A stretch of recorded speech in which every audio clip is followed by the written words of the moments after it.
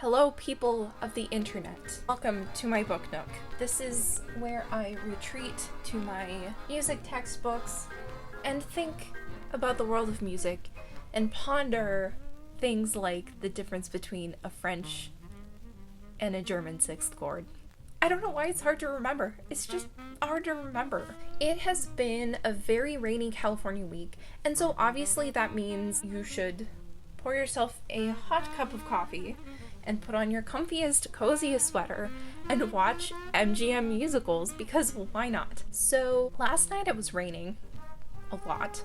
I took out Singin' in the Rain because there's something about the fact that it's raining outside that makes watching Singin' in the Rain even more magical. I've never really dug into the history of the songs in the film because all of the songs in the film were pieced together into the plot. So the songs came first, and then the plot came later. Through the brilliant magic of Betty Comden and Adolph Green's script. I mean, the duo was magical in everything that they created, and this film is no exception. So I started diving in piece by piece into each one of the songs' backgrounds, and there's a lot of information. So I decided that I would just focus on one song, the title song, because why not start with that? Well, I carry this with me everywhere. You will note the tape that is all along the sides here. I wore this thing out when I was younger. Digging into the history of the title number directly, I came across a good fair amount of information. There's a couple different stories about where the song came from. I mean, other than the fact that it was written by Nacio Herb Brown and Arthur Freed. The story that I knew about where Singin' in the Rain was first heard was in the Hollywood Review of 1929, where it was introduced by Cliff Edwards, which I will go into in a moment. But that's not true.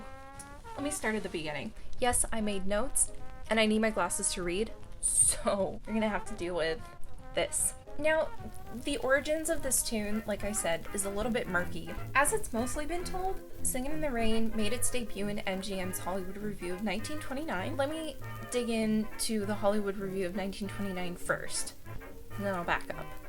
Sound was basically a new element in films in 1929. Seeing as you've probably seen the films, you've seen sort of the era of the talkies coming about and really having an influence on silent film stars, and how most of them were unemployed by 1930, which is sad, but that's show business, I suppose.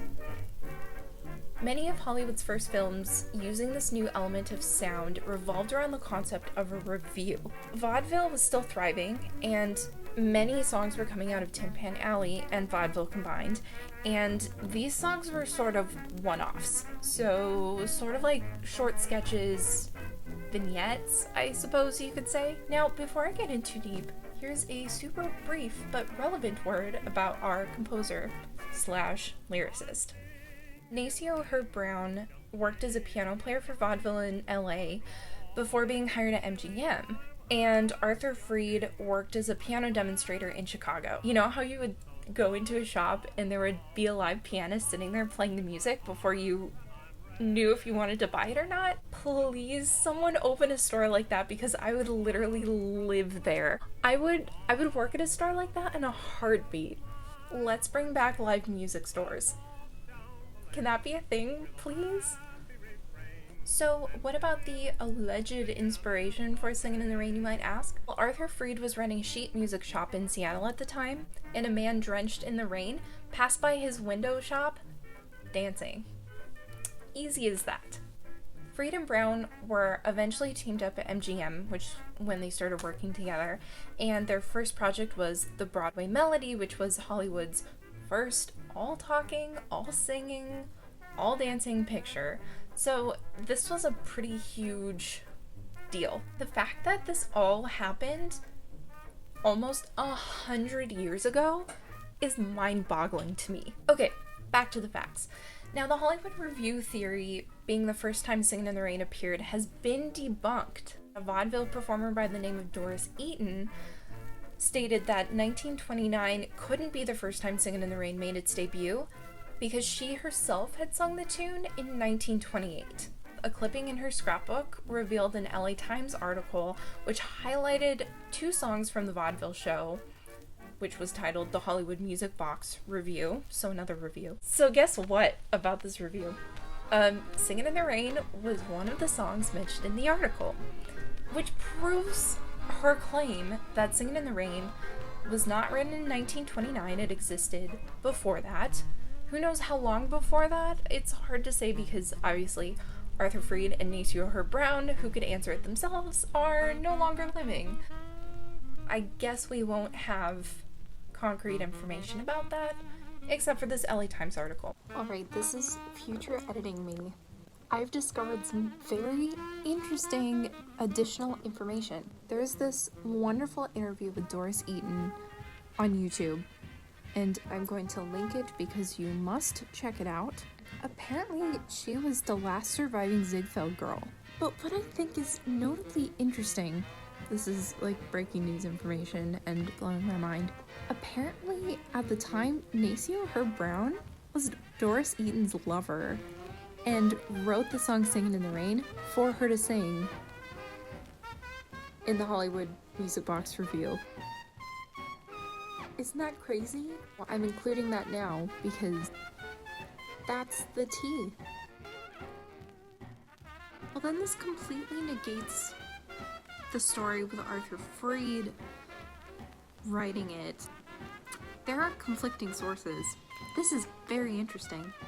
In the Hollywood Review of 1929, Singin' in the Rain was sung by Cliff Edwards, aka Ukulele Ike, who I could do a whole entire other video on. You might know him better as Jiminy Cricket, and his gorgeous falsetto voice singing When You Wish Upon a Star is just absolute magic. I digress. He was basically one of the first true pop stars during that time. His rendition of Singin' in the Rain climbed to the top of the pop charts and stayed there for a good 3 weeks. So that's why Singin' in the Rain really started gaining popularity, was in 1929, which is when MGM bought the song and claimed their copyright stamp on it, so that's why everyone's like, it was 1929. Before the 1952 film We All Know and Love, there were 7 appearances of Singin' in the Rain, the song, at MGM. I mean, I glanced on Wikipedia, and the list just goes on and on. I mean, there's different renditions, there's all these films it's been in. I mean, it's just a pretty extensive list. So there is a small handful of facts about the tune we all know and love, Singin' in the Rain. Next time you swing off of a lamppost, try not to break it. I knew someone that did that. It was not good. Next time you go tap dancing out in the rain, just think of the fact that you are humming / singing a song that's been around for almost 100 years. I do hope that you've enjoyed this brief little trivia sit-down talk of a song from a film that is very important to me. California is due for an entire week of thunderstorms, so you can bet that I'll probably be out there with my umbrella. So I will see you in the next video.